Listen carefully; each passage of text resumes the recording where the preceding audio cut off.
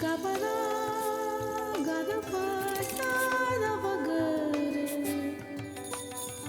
sada bagare, gai sare,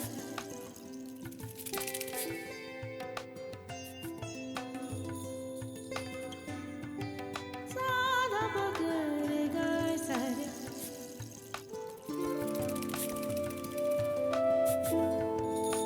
Ja to se nahi, to se nahi.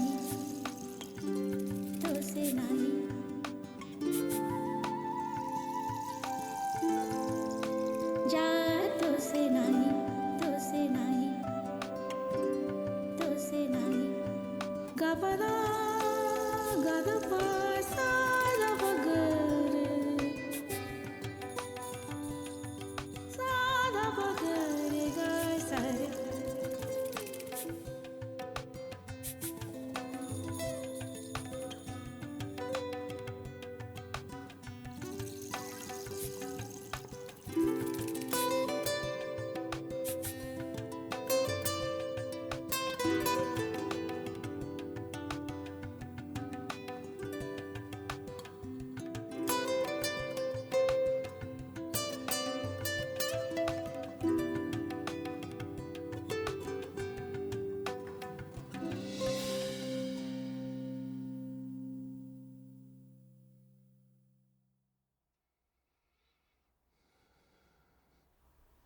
Beloved Prabhuji, what is the meaning of the koan, if you meet the Buddha on the road, kill him?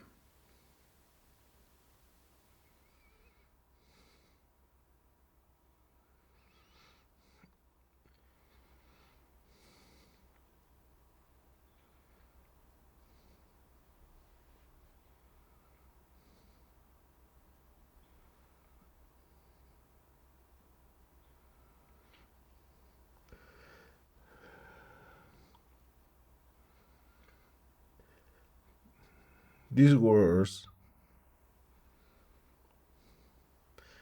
belong to the master Linji Yichuan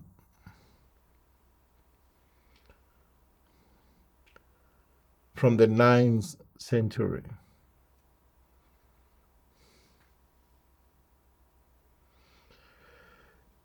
Founder of the Linji school of Chan Buddhism during the Tang dynasty in China.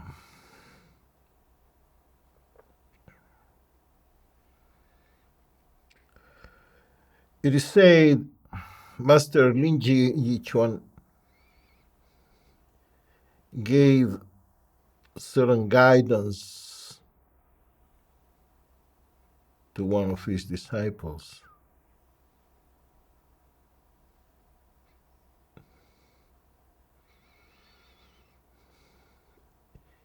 If you meet a Buddha on your path, on your road, kill him.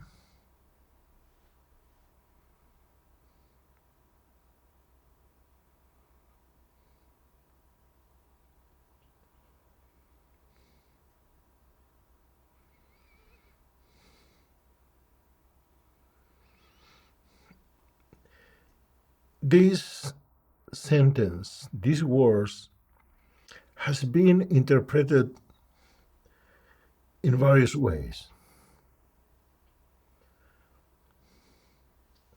For many, they are an enigma.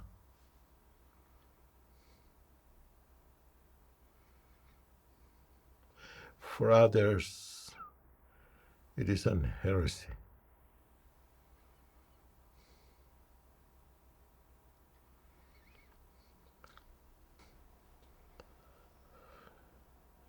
Koans never meant to be for the public in general. Koans was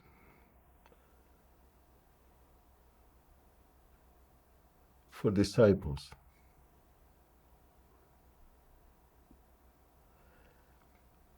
And this one specifically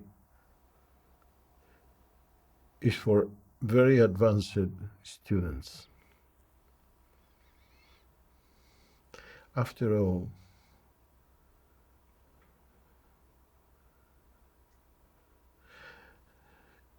who can meet Buddha in his meditation? Not everyone meet a Buddha in his meditation. So obviously, this koan is for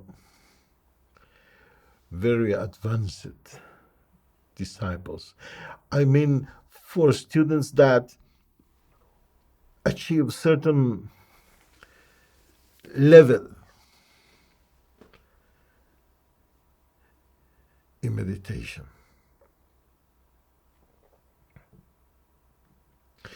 With advanced students, advanced disciples, I mean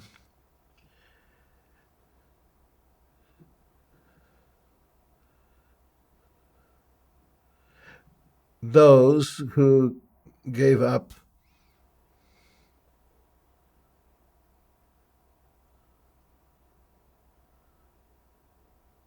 mundane attachments.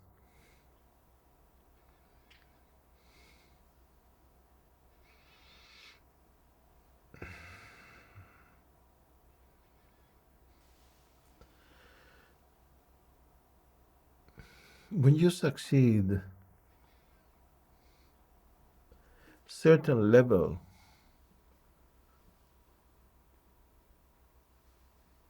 of renunciation to mundane attachments,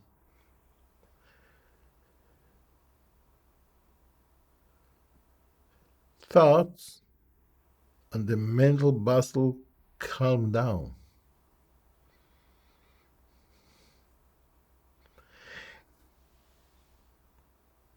The mind achieve a relative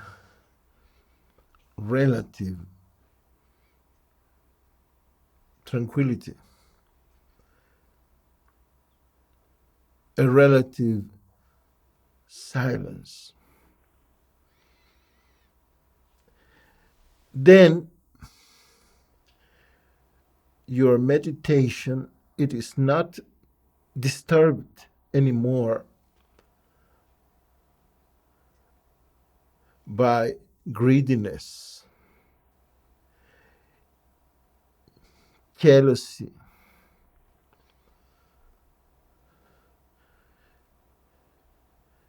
egoist desires,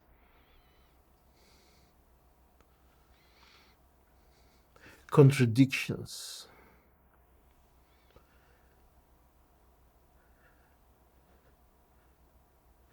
And then, in this level of meditation,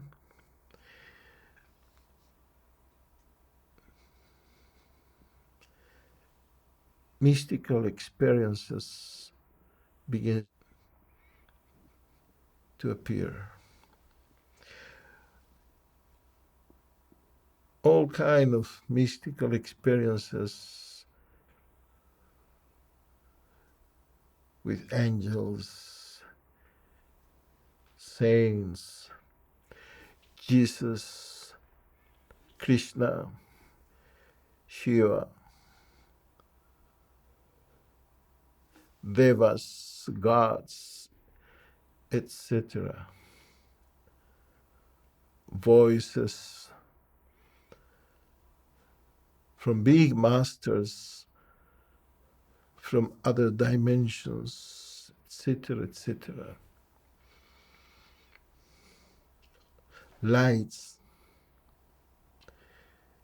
This koan contains a very significant teaching, a very important message that doesn't matter what kind of experience, objective experience. Doesn't matter if the object is mundane or religious or spiritual or astral.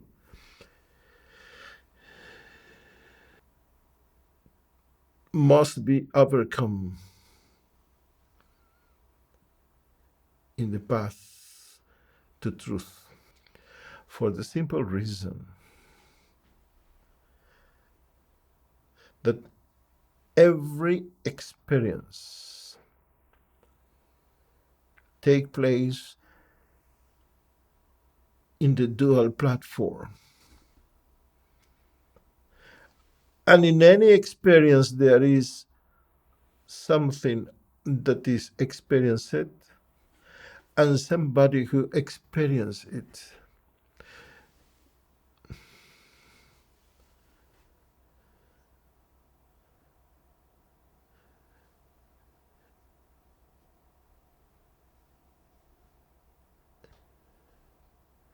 Enlightenment is not an experience. That you must remember. Enlightenment is not another kind of experience, a different experience. It is the essence of every experience.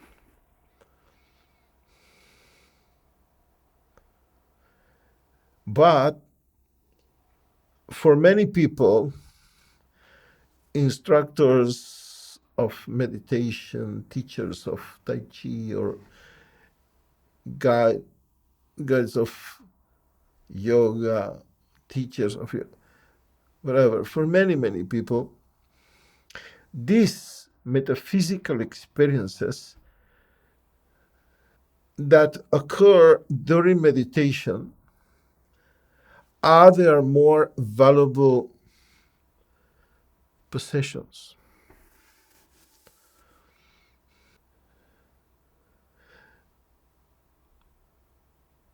They can renounce to cigarettes, alcohol. They can renounce to money. They can renounce to fame, to honor. But on the other hand, they will proudly describe their metaphysical experiences of light, of chakras. They will show to others their spiritual treasures.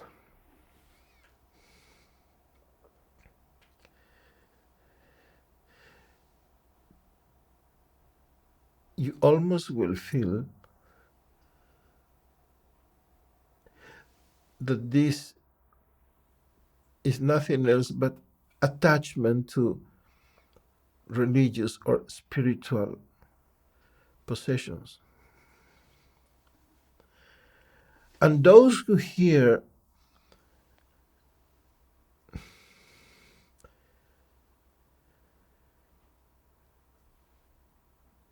they feel, they become even envious about those experiences. And all of them think in some way or other that they are seekers of truth because they aspire to all these spiritual, astral objects, celestial objects, experiences. But they are not. They are not seekers of truth. Those are seekers of experiences. They look for a solution or solutions. As one advances in spiritual life, Mind become more and more sophisticated. Mind found more sophisticated ways to resist your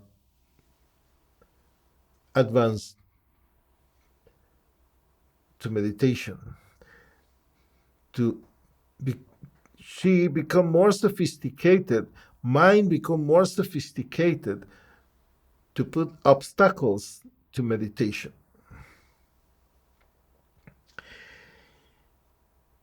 When you give up mundane attachments,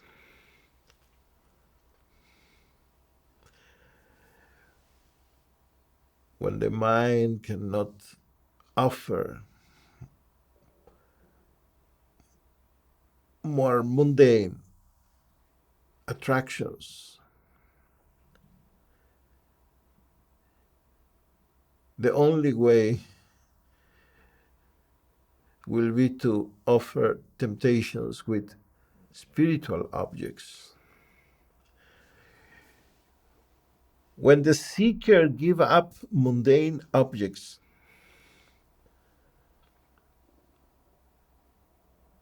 mind begin to offer temptations with spiritual objects, celestial objects.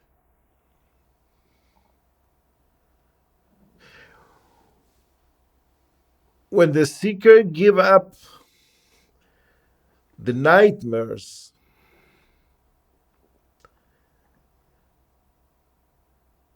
mind will begin to offer beautiful dreams.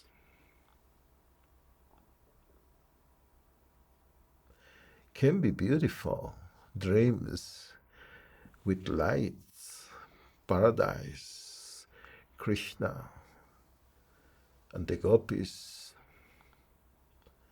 Jesus, Buddha, Shankara. You can become stuck in those dreams and prevent the meditation. Worldly objects you can give up, but religious or spiritual objects is something completely different. And even if you are able to go beyond temptations like angels, saints,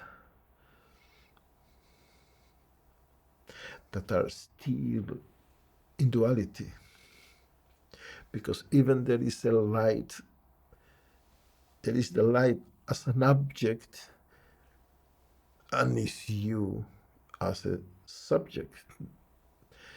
The light is observed, and you are the observer. The duality is there. And if you go beyond it, mind will bring you God in person as the most holy object.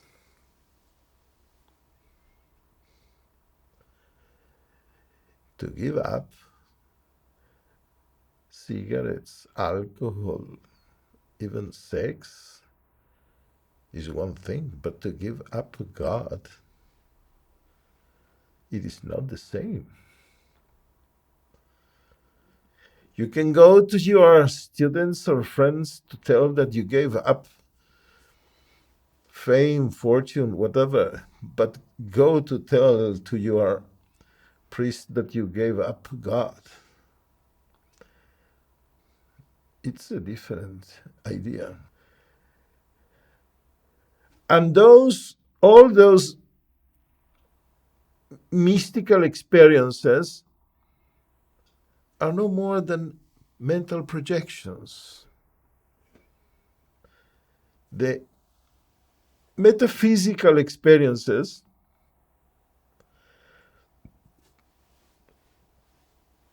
come only from your subconscious mind, from your tradition, from your culture. You never heard about a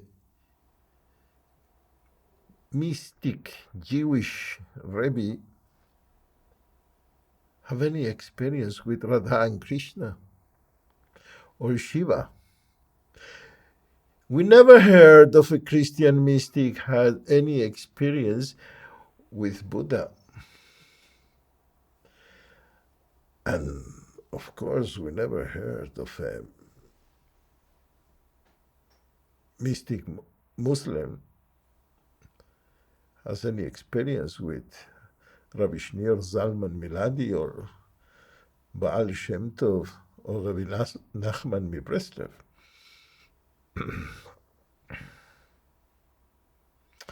These are mental projections.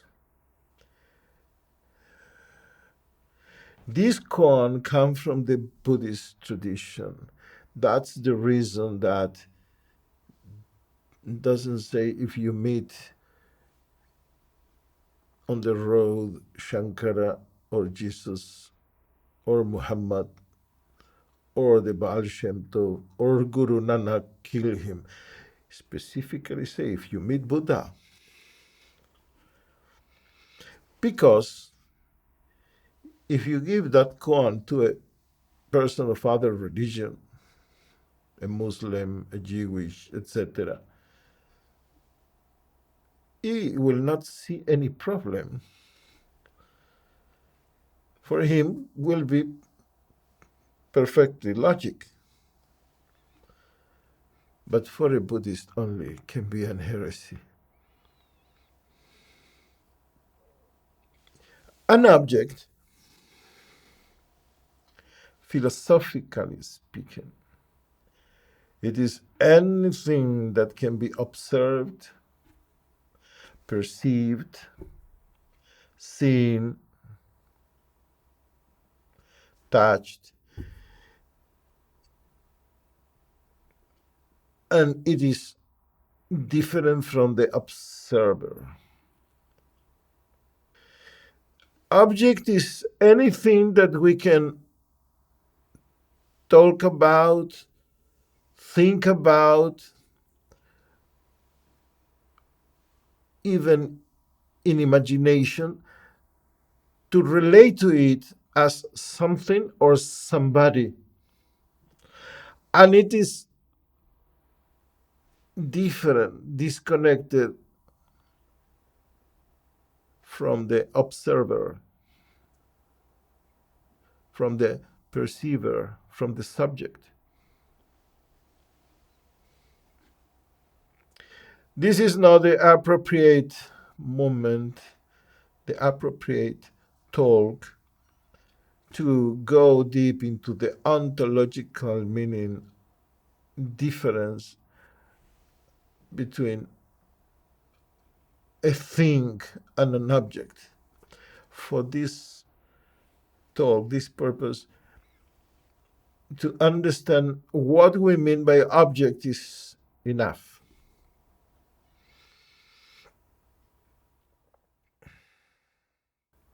From the first day in the world, we are educated to perceive objects, to direct our attention to different objects. We live in an objective world. And even to perceive ourselves as objects, as a body, as a form, a mind. This is the way we look at life. Things. Everything is a thing. Everybody is a body. Things and bodies are objects. These objects can be physical, but there are mental objects, ideas, thought,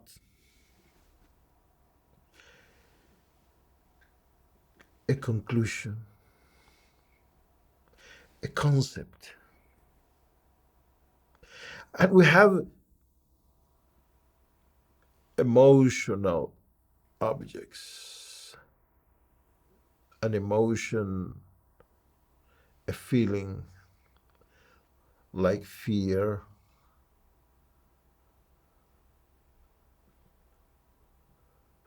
or hope, disappointment,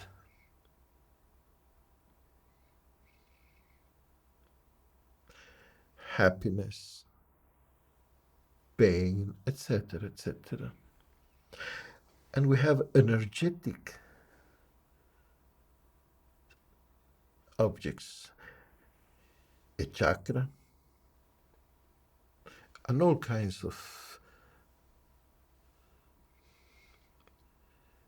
energies that we can perceive. We have material objects and spiritual objects, religious objects. We have objects that we are proud of them, objects that make us shame, objects that scare, objects that give us security, objects that we pursue, and objects that we escape from, etc., etc. We live in a world of objects. We only know how to perceive objects. It is obvious and inevitable that at the moment you hear about the self, consciousness, awareness, perception, your real nature, you will feel the inclination to look for an object.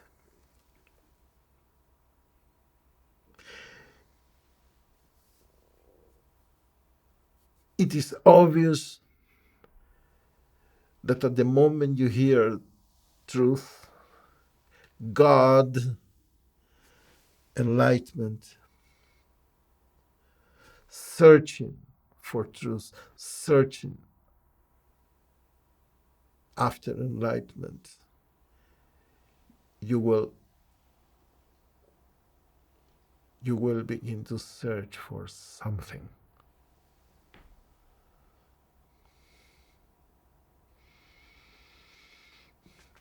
It is inevitable that when somebody will tell you to look for yourself and your real nature, you will do the only thing you know, to look for something.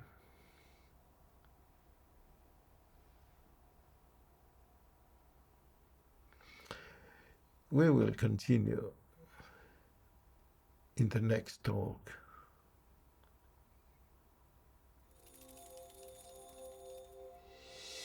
Gapada, Gadapa.